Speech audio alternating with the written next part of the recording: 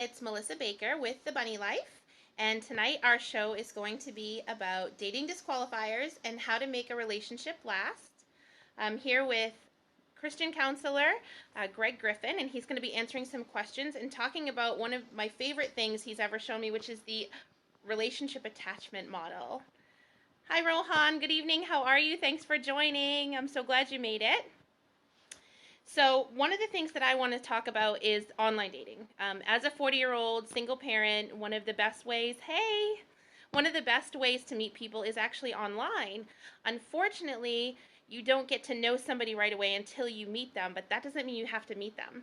So some of the things that I do to disqualify and make sure I don't meet a jerk.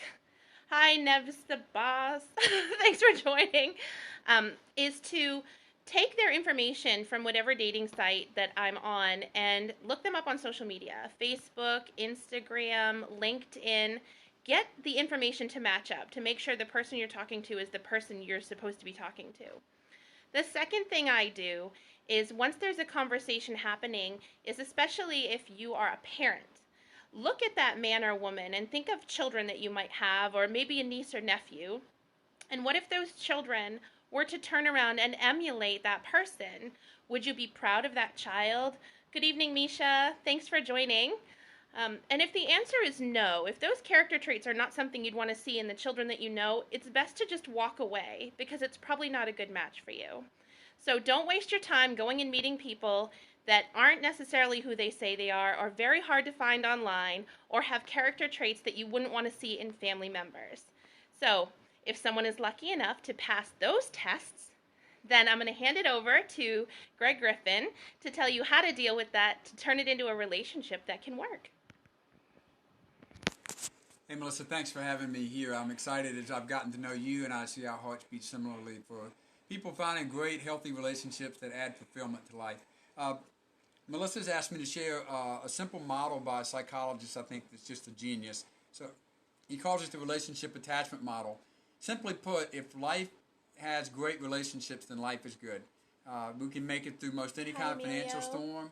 We can make it through all sorts of trouble. If our relationships are good, then life is generally good.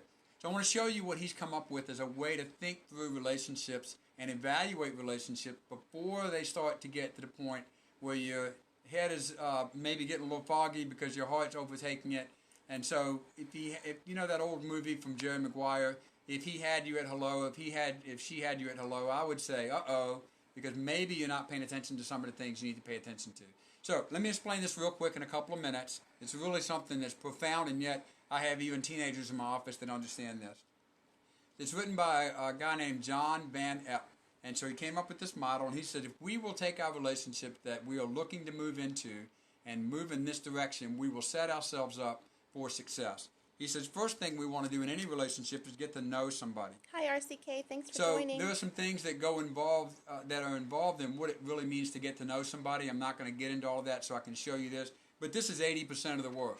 Things I need to know. Melissa's already talked a little bit about some of the qualifiers and disqualifiers you might have for somebody. So Dr. Van Epp says, once you get to know somebody in a way that would be healthy, then you begin to build a trust picture. And so naturally, after a couple of dates or a couple of opportunities, you don't have a lot of stuff to go on, but you begin to fill out that trust picture in your own mind and your heart based on what you've learned. So then over time, you get to know them a little bit more, so you have more data to complete your trust picture, get some stuff out that was just hopeful, and then you find out this is what reality is. Then after a while, you're going to put that trust into action. So I'm going to rely on that person and see what happens. And then we get some good feedback.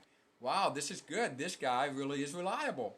So then we can begin to recognize that we are learning some fantastic information that helps us build a good, healthy trust picture that gives us an opportunity to figure out whether we can rely on it.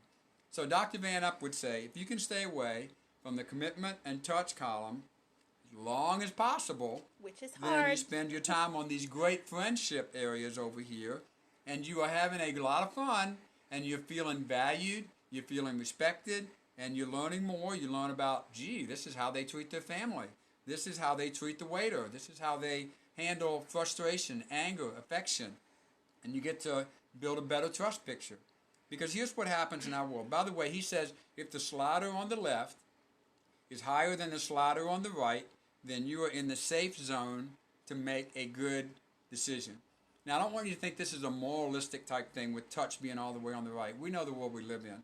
But when we do this on here earlier than we should, then what happens is the neurotransmitters start firing, and the vasopressin in men and oxytocin in women and dopamine is off the chart, and then it messes with our ability to actually process information in a way that's going to be clear and concise, literally with how our brain functions and fires in the synapses. So this is not a moral model. It's designed to really be a safeguard model. A lot of you ladies, I'm sure, have taken a self-defense course. This is relational self-defense. Let me keep myself in a safe zone. You wouldn't walk out at night at 1 a.m. in the parking lot by yourself to your car. You've learned that's not safe. What he is saying to us in this model is it's not safe to overly commit and overly touch and expect that relationship to go well. So here's what a couple of flaws look like, and then we'll move on. Actually, I think they'll fit in with the questions. Great. Let's go to the questions. So I've had a few of our viewers have actually written in questions, and they're very good. I've actually been a victim of a couple of them myself, so I'm anxious for the answers. Hi, Plants Rock. Thanks for joining. I appreciate you jumping on. The first question is, Greg, with a lot of people my age, again, online, we find ourselves in long-distance relationships. I'm curious what you feel is the biggest challenge with a long-distance relationship. Hi, T. Daniel. Thank you for joining. And in that challenge, do you feel that there's a way around it, or what can people do to maximize the potential of having a good relationship that starts, hey, good evening. So if you could. Got it. Great point. I don't want to say long-distance relationships can't work, because they do. I want to also set a proper expectation about what the pitfalls are. Nobody wants to have their heart hurt again. Hi, Peter. Thanks for joining. Here's what happens with a long-distance relationship. You get a lot of this, but you can't do this because you don't know whether this trust picture that you're building and what they're telling you is actually true. So you can talk about family, you can talk about dreams, you can talk about all the things that you would want to know about in this person. Hi, Jemiah. That's so important. But you don't have the physical presence to know whether I can rely on them, or they telling me what they're telling me is actually verifiable. So here's the problem, is that most of us in a relationship don't want to make it last any longer than necessary. And in a long-distance relationship, we actually build in the necessity for it to be longer. Here's what I mean. If you're in the same town and you're dating and you see each other every now and then you likely start verifying some of this information pretty quickly. But when you're in a long-distance relationship, you get online, FaceTime or whatever, or you get to see them in person. You don't want to have any arguments because, gosh, we don't get to see each other too much. So we don't really get to the point of vulnerability that we can get to in person. So the danger of a long-distance relationship is just going to take a lot longer, and the chances of it working is not as high as we'd like it to be. Thank you so much, Greg. It's funny, when we discussed this earlier, one of the things that I thought of was, if you can't show me what your bathroom looks like or how messy your kitchen is, what can you hide from me as far as your personality goes? Because a lot of people are able to hide things face to face. So make sure that if it's going to be a long distance relationship, that you have a plan in place where you can be spending plenty of quality time together to ensure that that's going to work. The next question we have is, and I've actually been a victim, I hate saying it, but there are people out there that actually pray, and it's not just men, women do the same thing, online dating, where they're having, hi Sergio, thank you for joining, they're having multiple relationships, and the girlfriends or the boyfriends have no idea what's going on. So my curiosity is, what trait is it that human beings have that attracts those people that want to turn them into, for lack of a better word, a collector's item? And what can we do if we can't control how a cheater is going to be? What can we do to make sure that we don't become a collector's item? So I'm very curious on this answer. Got it. So Melissa, I know from what you've told me. Oh, I like that. Somebody actually just said it's a chase. Yeah. Okay. That's for a guy. A lot of times, the words I tell men sometimes when they come in here and they've been found out is, I say, game on, and they go, yep. All about the chase. So here's what I want to point out, because I realize the audience is mostly women tonight. Women end up straying from a committed relationship for different reasons than men. women are looking for a replacement for the guy they've already got. That guy that's out there might be a better fit than the guy that's the jerk on my couch or in my bed. So There's a lot of guys on tonight too. They okay, just want some to let you guys know. on too. So it's good. You're Got it. doing both. So what guys are looking for when they stray is they're looking for an adventure. They're not looking for a replacement. And so we come at it from different ways. But here's what I would say to you. I know it sounds, fuddy-duddy, and I'm really not trying to say that. But ladies, if you want to protect yourself, don't be doing too much of this. Because the guy who's straying, and he's the online predator, for lack of a better word, he's looking for this. And so he's not looking for trust. He's not looking for somebody he can build a reliance with, somebody he can commit to.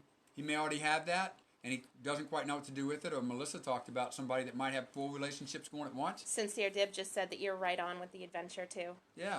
And so, because that's part of what makes us men, is we're looking for adventure in life, and we have to corral it and put it in the right area so we don't hurt ourselves or other people around us. Friends with benefits, exactly. And then the women don't know, or those men don't know, they're actually friends with benefits. Yeah. And so, we have the term F-buddy for a reason, and it's this idea that this relationship isn't really going anywhere. But for the woman who's looking for a relationship to go somewhere, I'm just telling you, if you start doing too much of this, then what you end up with is you shoot yourself in the foot, because you're not going to get these things over here that you're really looking for. They really make the touch enjoyable and fulfilling. Yes. Now, what about for men? Hi, Tom. Thank you so much for joining. Good to see you. What about for men? Since we have so many men viewers tonight, men that are actually looking for a relationship and they want to find a woman that they can, move on to the rest of their life with, what kind of qualities would they have that would attract a woman that's a predator? Because God knows those women are out there where they're just going from man to man to man, trying to fill some kind of need. And it's not always physical for them. Right. Good point. This is an oversimplification, I realize. I think this is the case that happens for too many men that get taken advantage of. And I don't like using this term, but at least gives us a picture to play out of as mama's boy, is that I'm looking for this woman to take care of me. I want to be able to rely on you more. And so here comes this woman who's using that as her way of connecting, is, oh, yeah, I can just take care of you, and I'm going to be there. And so it really feeds into the man's, not all of us had moms that were great. I was Hi, blessed. Maria. But the point is that sometimes what happens is a man has ended up relying too much on a woman, and then he finds out, oh, this isn't who I thought she was. So it sounds like what you're saying, a woman that shows up as too nurturing in the beginning might be the one to look out for, because women, we are nurturing, but it's not something we're really going to put out there right away. Right. Or Okay. if the relationship continues, guess what the nurturing turns into? Controlling.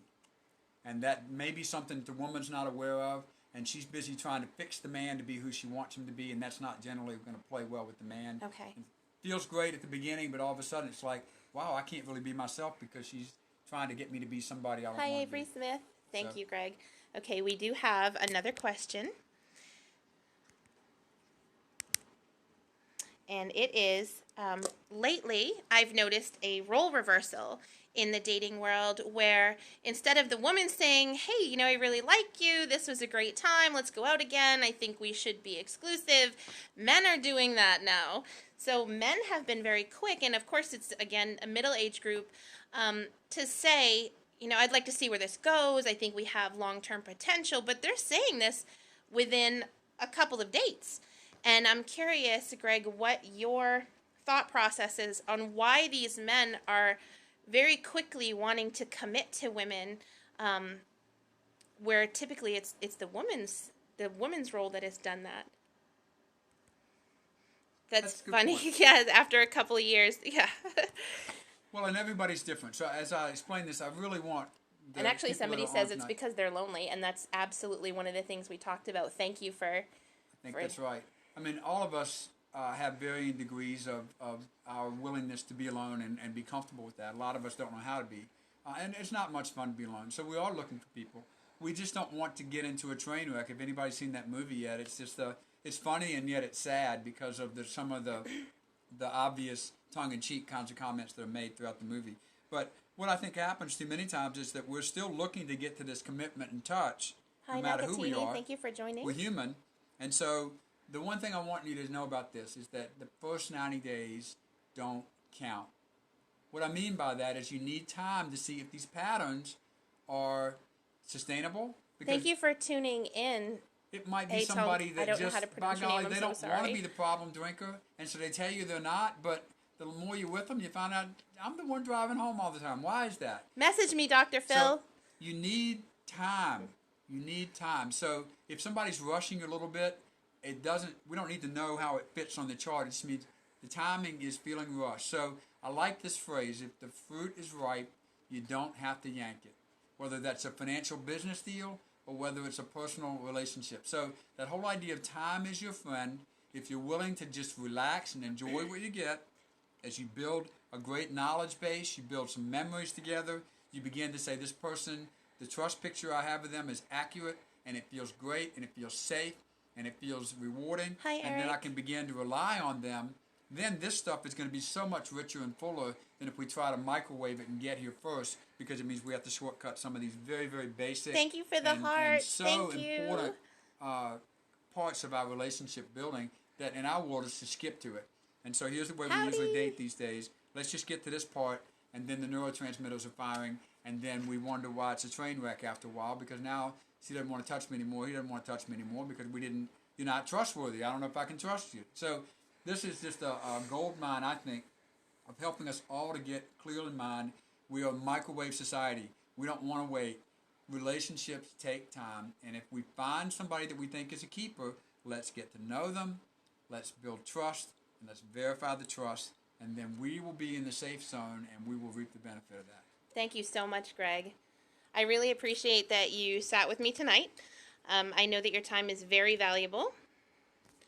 Stop looking in bars, Dr. Phil said. That's hilarious. That's awesome. I can't flip the camera back around, but I just want to talk about real quickly. Thank you for the hearts. Hi, C. Arthur. Thanks for joining. Greg and I actually have here in Atlanta a workshop coming up in February called Get Out of the Frog Pond, and it is specifically for learning how to date better. It's February 6th. If you want more information, my website is The Bunny Life, thebunnylife.com, and you can also see me, of course, here at Swedish Bunny, and my Facebook page is also The Bunny Life. So I want to just tell you good night. I appreciate you all for joining in. Next week, I have a guest who is a single mid-40s man here in Atlanta, and he's going to be going over the point of view of society from a man's point of view on the new plus-size movement for women like me who are curvy and beautiful, and how society feels about them, as well as what men feel about them. You know, what is it about women that makes us attractive? Because no matter what size you are as a female, you're beautiful, and someone is going to find you attractive. So there's no need to be self-conscious or have a lack of confidence. So I'm very excited. His name is Rohan Crawford, and he'll be with me next week. I'll have information. Hello from Russia. Yay! Thanks for joining. You're up later, early. I don't know what the time frame is over there, but I thank you all so much for joining in. Thank you for the hearts, and I hope that you got at least a piece of information, and we will see you soon.